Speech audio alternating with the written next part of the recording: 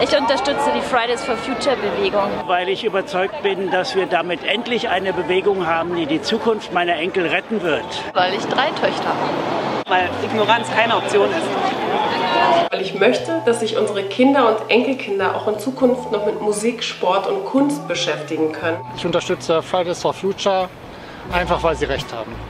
Weil wir eine Verantwortung für unsere Kinder haben und somit auch eine Verantwortung für unsere Welt. Weil endlich ein Bewusstsein dafür entsteht, dass wir unsere Erde schützen müssen. Weil wir in der Forschung es seit über 30 Jahren erfolglos versucht haben, Klimaschutz in die Öffentlichkeit und die Politik zu bringen und die junge Generation es in wenigen Monaten geschafft hat. Weil die Profis endlich mal Gehör finden müssen.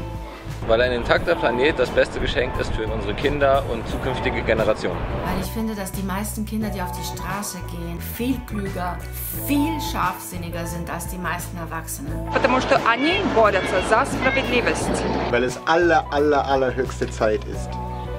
Porque solo tenemos un planeta. Weil meine Enkel auf einer bewohnbaren Erde leben sollen. Fridays for Future, jestem za. Weil Kohle, Kühe und Kurzstreckenflüge, das ist sowas von 80er, das geht ja gar nicht mehr. چون که کره زمین خانه به بزرگترین میراث ماست و بچه‌های ما از ما خواهند پرسید چرا جلوی نابودی خانه ما را نگرفتید؟ Weil die Jugendlichen extrem viel Power haben und ich mich gerne davon anstecken lasse. Weil Kunst, Kultur und Wissenschaften der Menschheit weitergeführt werden sollen und weiter aufblühen müssen. क्योंकि इस धरती की रक्षा करना मेरा फर्ज है, इसलिए धन्यवाद. Weil wir alle Kinder dieser Erde sind. Weil es cool ist.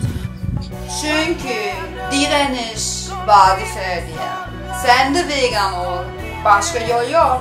Weil meine Kinder und alle Kinder eine lebenswerte Zukunft verdienen, in der sie nicht um ihre Existenz bangen müssen.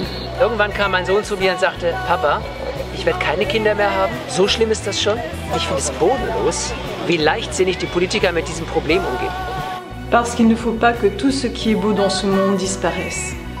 Ich unterstütze die Fridays for Future, weil ich Angst habe.